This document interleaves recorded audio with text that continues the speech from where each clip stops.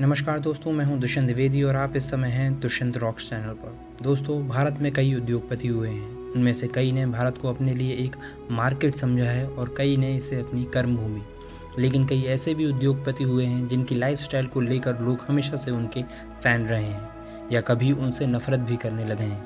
उनमें से एक हैं लिक्विड किंग विजय माल्या। दोस्तों, विजय माल्या का जन्म 18 दिसंबर 1955 को कोलकाता में हुआ था। वो अपने माँ बाप की इकलौती संतान थे। उनके पिता Vitthal Mallya United breweries group के चेयरमैन थे। उनकी 3 शादियाँ हुई थी। विजय उनकी पहली पत्नी ललिता रमैया के बेटे थे। एक कोंकणी ब्राह्मण हिंदू फैमिली में जन्मे विजय माल्या का बचपन ऐशो आराम से भरपूर था।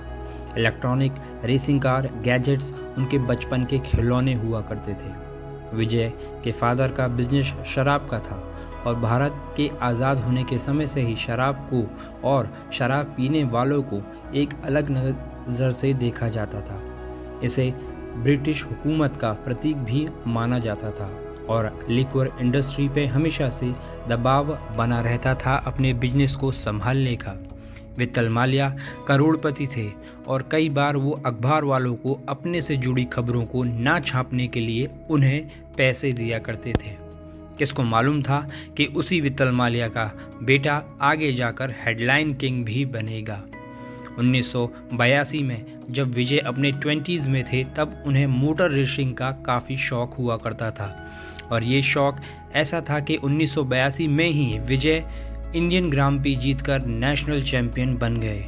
लेकिन 13 अक्टूबर 1983 के दिन विजय के फादर विट्ठल माल्या की दिल का दौरा पड़ने से मौत हो गई।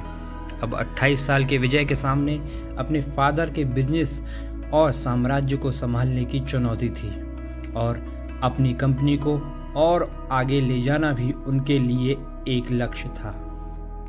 विजय की नज़र हमेशा से किंगफिशर जैसे ब्रांड को अपनाने की थी। 1986 का भारत एक युवा फोर्स था और उस भारत में भी बेंगलोर की लाइफस्टाइल कुछ अलग ही थी। वर्कफोर्स, न्यू डेवलपमेंट और न्यू जॉब्स के बीच विजय ने 1986 में भारत के पहले पब की शुरुआत की जिसका नाम था द पब। द पब में ओपन बियर सर्व करने की शुरुआत हुई और शराब को लेकर जो हीन भावना हुआ करती थी वो एटलीस्ट बेंगलोर में कम होने लगी थी। पब सेफ माने जाते थे जहां महिलाएं भी सेफली शराब का सेवन कर सकती थीं और लोग अब बियर नहीं किंगफिशर मांगते थे और पब का क्रेज़ इस कदर बढ़ा कि सिर्फ 5 साल में ही बेंगलोर में पब की संख्या बढ़कर 40 हो गई थी। अब विजय को अपने बिजनेस एक नई ऊंचाइयों पर जाता हुआ दिख रहा था। लेकिन फिर तभी देश के कई राज्यों जैसे गुजरात ने शराबबंदी लागू करने का फैसला किया और तो और शराब के विज्ञापनों पर भी बैन लगा दिया गया। और फिर विजय माल्या ने वो किया जिसे देख सब हैरान रह गए। विजय ने किंगफिशर ब्रांड्स की ऐड को सोडा की एड्स में तब्दील कर दिया। लोग जानते थे कि किंगफिशर क्या है, लेकिन एड्स में ये बात सिर्फ सोडा तक सीमित थी। उला ला ला ला ले लो एक ऐसी धुन थी जो बच्चे बच्चे की जुबान पर थी और अब ब्रांड बिक रहा था, सिर्फ बियर नहीं। और किंगफिशर अब सिर्फ बियर नहीं बल्कि जैसा विजय माल्या कहता था वो अब एक लाइफस्टाइल बन गई थी। विजय की लीडरशिप में यूबी ग्रुप ने 60 से अधिक कंपनियों का अधिग्रहण किया और 1998 आते आते कंपनी का टर्नओवर 64% बढ़ते हुए $11 बिलियन को पार कर गया।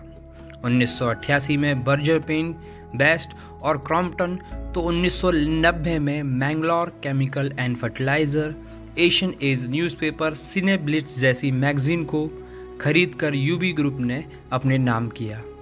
फिर 2003 में एक ऐसा पल भी आया जब विजय ने मौत को बेहद करीब से देखा। वो हेलीकॉप्टर राइड जहां विजय का हेलीकॉप्टर क्रैश हो गया।